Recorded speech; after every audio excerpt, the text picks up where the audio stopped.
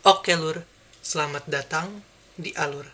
Kali ini aku akan membagikan pengalaman membaca novel bergenre thriller remaja yang berjudul Badan Intelijen Sekolah karya Intan yang diterbitkan oleh Butterflies Book.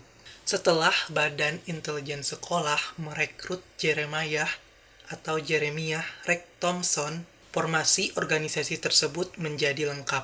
Apalagi Rex ini memiliki karakter yang pantang menyerah, sulit ditebak, mudah mengontrol emosi, dan kinerjanya itu beneran satset parah. Awalnya Rex itu menolak untuk bergabung organisasi ini. Tapi karena Joe atau Joey, aku nggak tahu cara bacanya, tapi aku manggilnya Joe aja. Tapi karena Joe menyinggung sesuatu yang menjadi tujuannya dia pindah ke SMA Elite 1, akhirnya Rek ini bergabung ke organisasi tersebut. Saat ini, anggota BIS terdiri dari 8 orang. Dan setelah Rek memutuskan untuk bergabung ke organisasi ini, hidup Rek tidak lagi sama.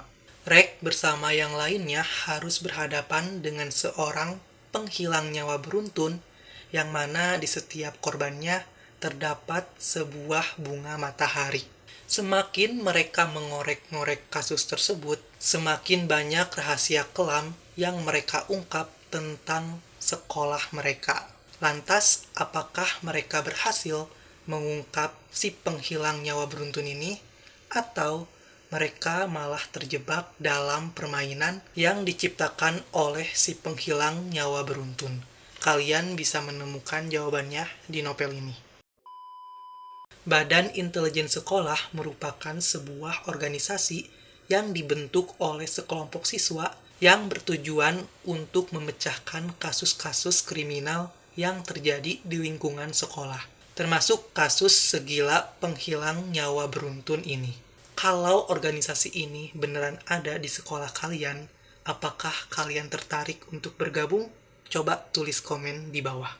Alasan aku membeli buku ini adalah karena bonus pre-ordernya. Hai. Oke.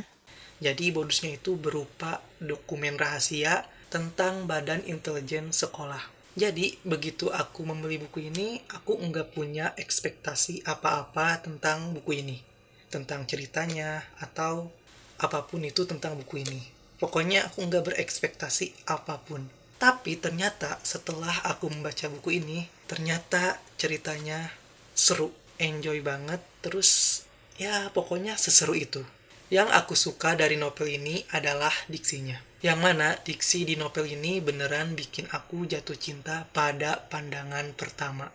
Aku beneran ngerasa terbius, terbuai oleh diksi yang merangkai novel ini dari awal sampai akhir. Apalagi ketika para tokohnya berdialog, berdiskusi, merencanakan sesuatu, sampai nimbulin perdebatan antar tokoh. Yang mana adegan ini berhasil bikin perasaan aku campur aduk. Selain itu, novel ini juga menggunakan sudut pandang orang ketiga, jadi kita sebagai pembaca bisa eksplor banyak karakter di novel ini. Meskipun terkadang aku ngerasa kalau tokoh ini tuh kayaknya nggak ada pun nggak apa-apa gitu. Tapi setelah aku baca sampai ending, aku ngerasa ada sesuatu yang aneh di antara tokoh-tokoh organisasi ini. Ya salah satu tokohnya lah gitu, kayak agak mencurigakan di ending.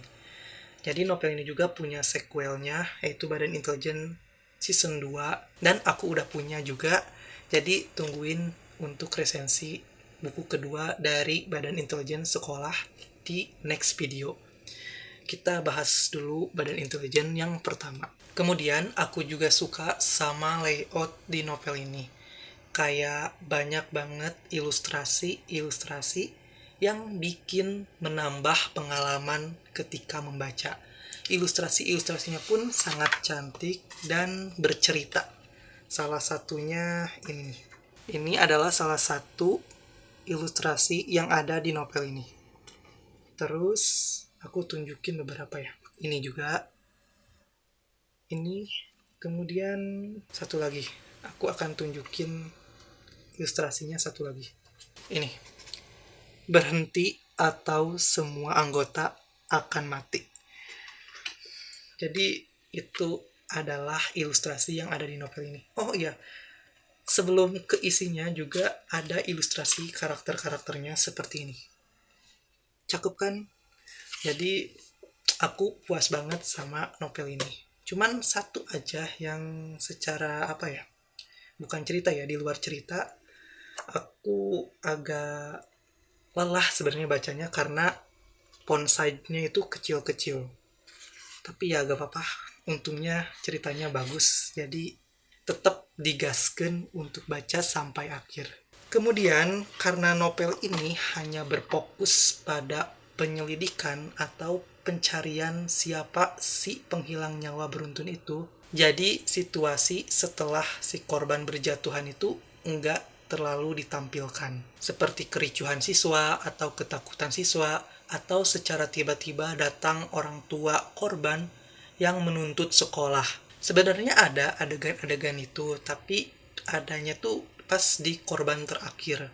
Jadi kayak ya agak kurang greget menurut aku. Kemudian sejujurnya ketika membaca adegan korban berjatuhan, secara natural pikiran aku tuh kayak nimbulin tanda tanya. Seperti pertanyaan pasal bunga matahari yang ada di TKP di korban kedua. Selanjutnya tentang siswa yang dituduh atau kayak dicurigai kalau dia itu adalah dalang dibalik para korban. Aku berharap kalau si karakter yang dituduh atau dicurigai ini tuh akan bertingkah gitu. Tapi ternyata di awal-awal tuh nggak diperlihatkan.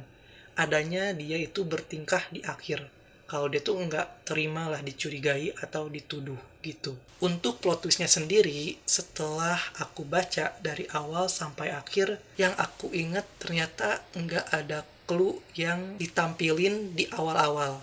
Jadi aku sebagai pembaca nggak bisa nebak atau menerka-nerka. Malah aku awalnya mengira kalau dalang dibalik semua itu tuh adalah salah satu anggota BIS. Tapi ternyata bukan. Pokoknya plot twistnya tuh agak kurang clue aja gitu. Terus padahal setelah aku tahu kalau pelakunya si X, kayaknya bisa deh kalau karakter X ini dimunculin di awal-awal kayak berkontribusi dalam organisasi BIS ini, atau seenggaknya kayak mengobrol dengan anggota organisasi. Pokoknya adalah gitu kan beberapa bagian yang bisa diselipkan tentang si X ini. Contohnya agenda khusus si X. Nah, agenda khusus si X ini tuh bisa banget dimainin di awal, dari awal cerita sampai akhir cerita tuh bisa dimainin. Apalagi agenda khusus si X ini tuh berhubungan dengan para siswa, jadi bisalah dimainin begitu. So, buat temen-temen yang udah baca novel ini, boleh banget untuk menceritakan pengalaman baca kalian di kolom komentar. Mungkin sekian untuk video kali ini. Mohon maaf bila ada salah-salah kata. Jangan lupa untuk like, komen, dan subscribe supaya kita bisa berjumpa lagi di video-video selanjutnya. Bye-bye!